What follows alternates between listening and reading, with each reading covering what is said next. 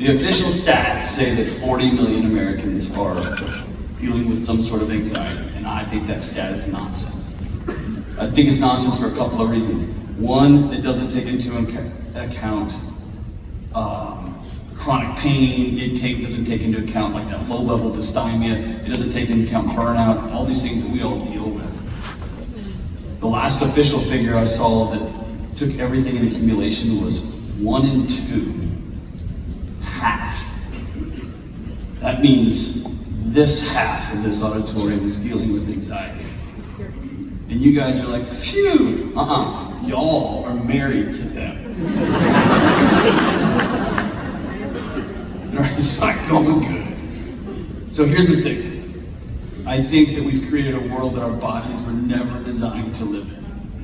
The human body is not designed to absorb every trauma from every corner of planet Earth 24/7, 365. We're designed to live in small tribes of 150 people, and we're supposed to do this.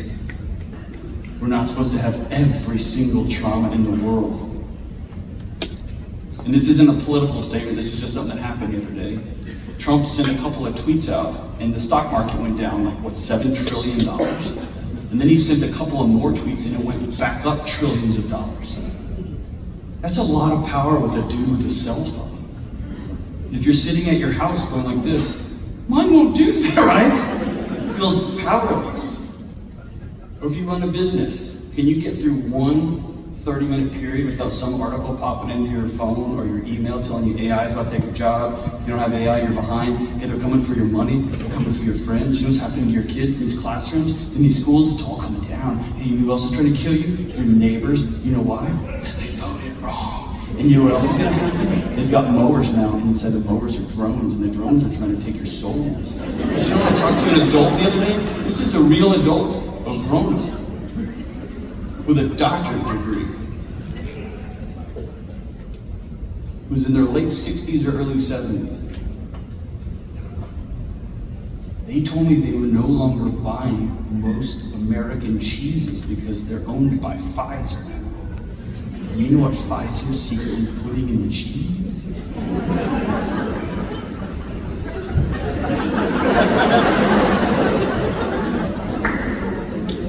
I was like, you're a tenured professor.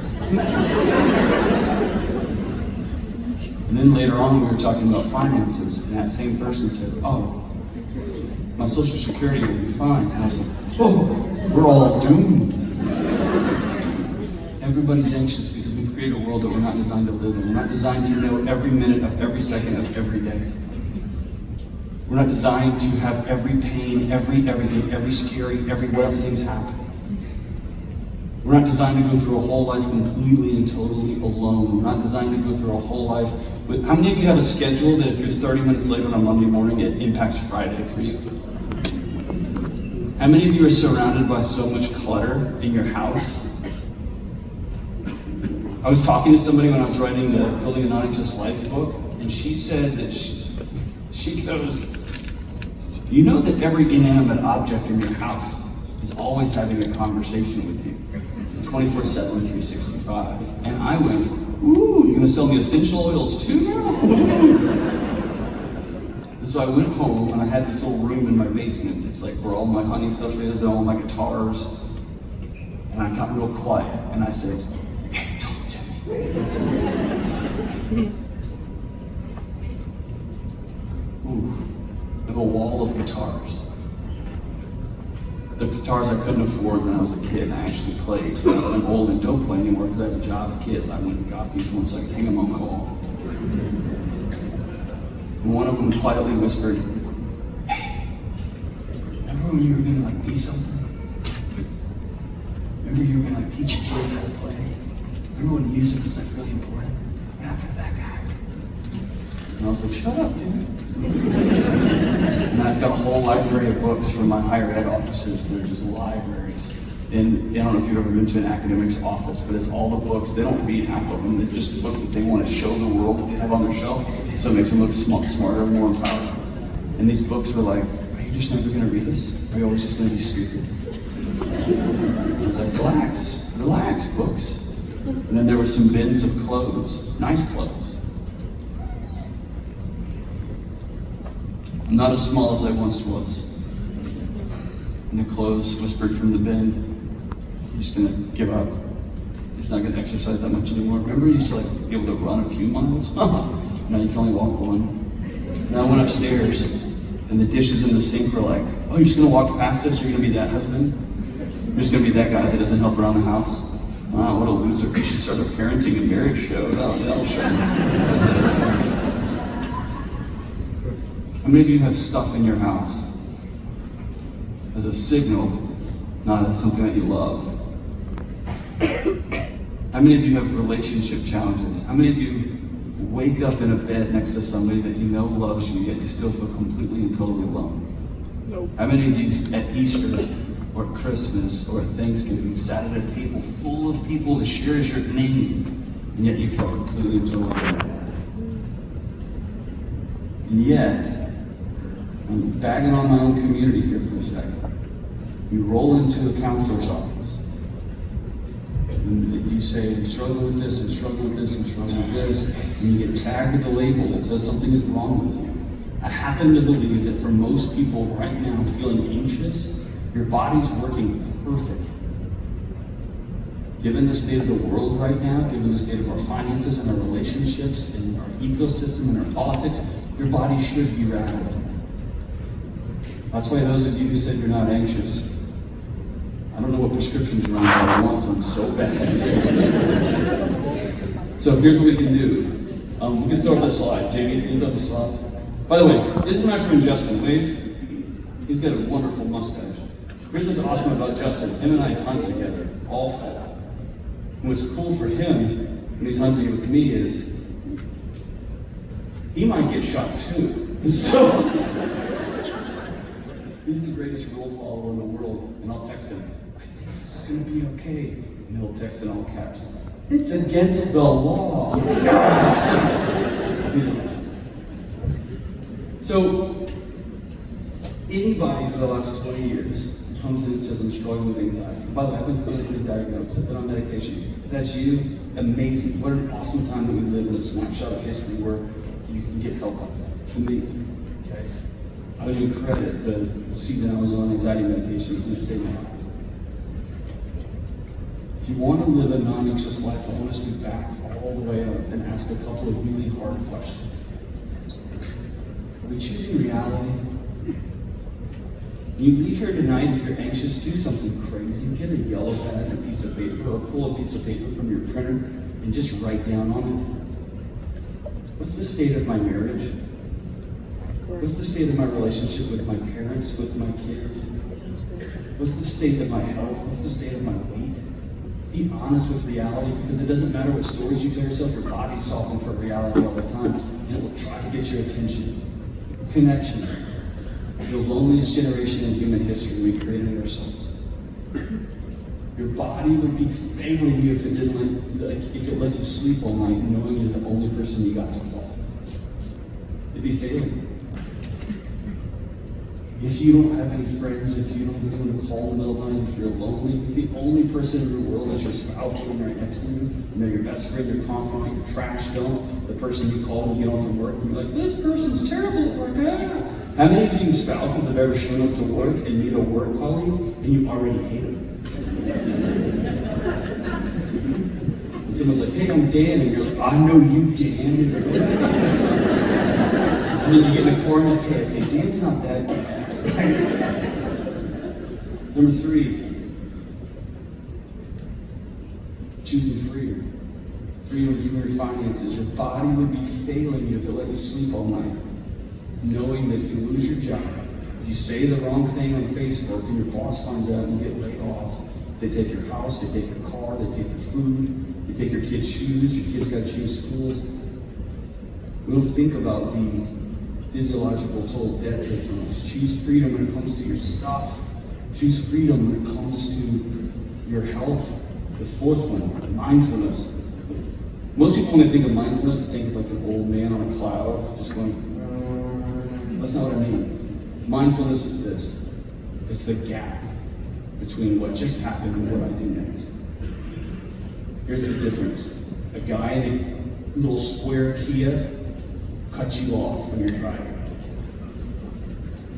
There's always a dude in a little square Kia listening to house music. How many of you have a square Kia? Get out. We found him. Yeah. This whole thing's a setup for us. But you're driving and he cuts you off. This could be awesome. Can I answer it, please? I actually know him, he's awesome. It cuts you off, and you have a choice. You have a choice. You can choose to clench up really tight, make up a story. He's just doing drugs, that stupid moron. He listens to terrible music and he's trying to kill us all because he hates America. He probably voted for the wrong person, and he's got gas, and they didn't do anything about it. You can do whatever you want. And here's what's great about that story.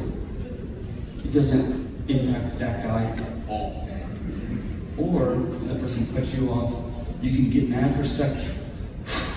Dear God, help him get to the hospital before his wife passes. You get to pick the story you make up. That's mine. When your 9-year-old daughter comes in and says, I don't love you anymore.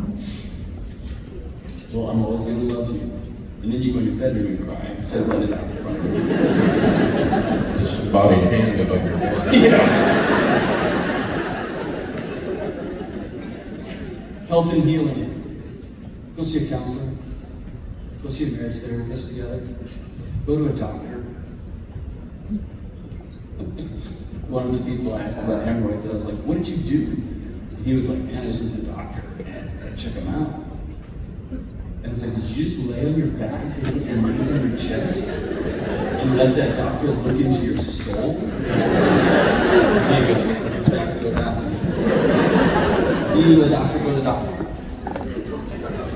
If you need to get hormone replacement therapy, if you're struggling with PD, if you're struggling with heart challenges, if you've got a history of X, Y, and Z, go see somebody. Go see somebody. You're worth it, your family's worth it, the peace in your home is worth it, your relationship with your kids is worth it. And then the last one is choose belief. Over the last 50 years, we've cut every tether that we have. The church attendance in this country has fallen off a cliff. We used to go to the doctor and think our doctor was on our team. We don't think that anymore. We used to think politicians are, they're out for themselves, but they all want us. We don't believe that anymore. We used to think schools, we don't believe that. We've cut everything that binds cultures together. We're not designed to be untethered. And y'all have been to the ends of the belief spectrum. I've sat down with theologians from all over the planet, some of the smartest minds ever. And I've had entire seasons of not believing at all. And I've also sat with mothers who've lost their kid in the next room. I've sat some dark, dark moments with people. I'm telling you right now, God is real. And there's something bigger than you out there. The self was never designed to hold up the universe. It can't hold.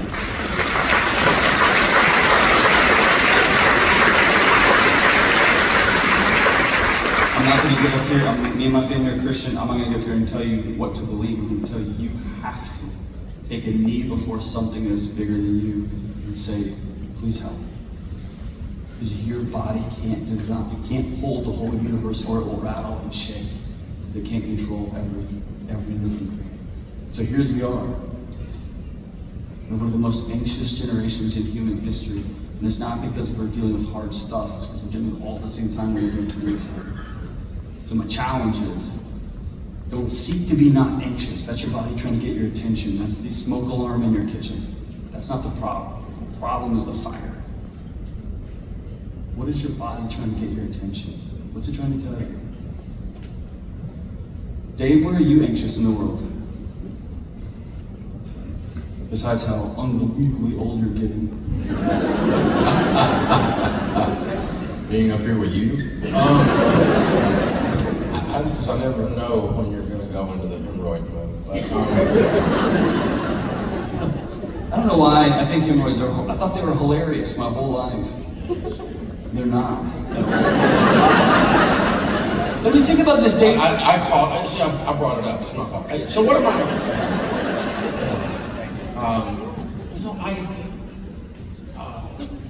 Somewhere along the line of controlling the controllables,